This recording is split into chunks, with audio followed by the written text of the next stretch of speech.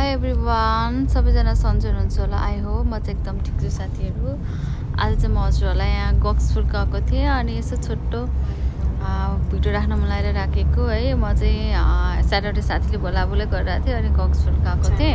यहाँबाट ट्रेन चढेर गएँ अनि त्यहाँबाट उसले पछि चाहिँ मलाई लिन आएको थियो। त्यसपछि उसले चाहिँ म तिमीलाई एक ठाउँमा एकदम राम्रो मनपर्ने ठाउँमा लान्छु भनेर चाहिँ मलाई Five Creek fruit wine. Fruit wine.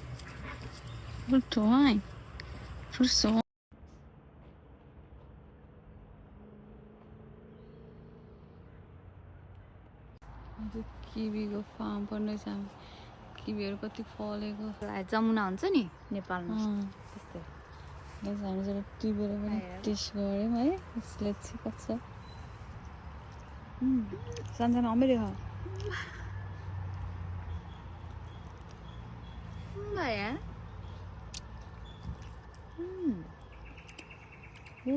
कति धेरै किवी फार्म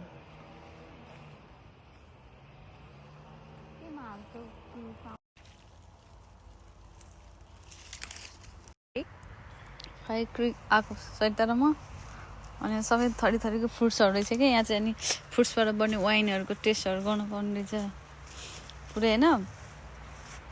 टेस्ट पनि गर्न पाउने रहेछ फ्रुट्सहरू। हामी चाहिँ गर्न लागिरहेको छ फाइनल्ली।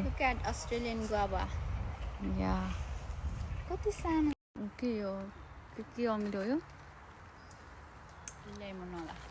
लेमन हो ए लेमनको चाहिँ हो यो। अस्ट्रेलियन अम्बाला कति धेरै छ।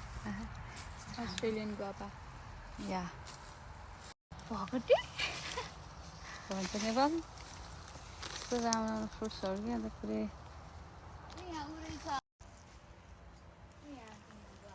पुरै यो फ्रुट्स फार्म रहेछ क्या। एभ्रिथिङ छ।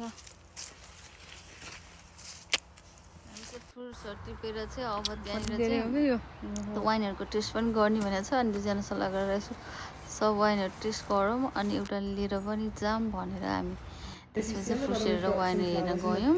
त्यसपछि सबै टेस्ट गऱ्यौँ। हामीलाई रेड वाइन खाँदा चाहिँ हल्का लाग्यो जस्तो भयो। थोरै मात्रै टेस्ट गरेको कस्तो भनेर फ्लेभरमा मात्रै हेरेर ल्याउनलाई अनि एउटा मेरो साथीले लिएर पनि आयो।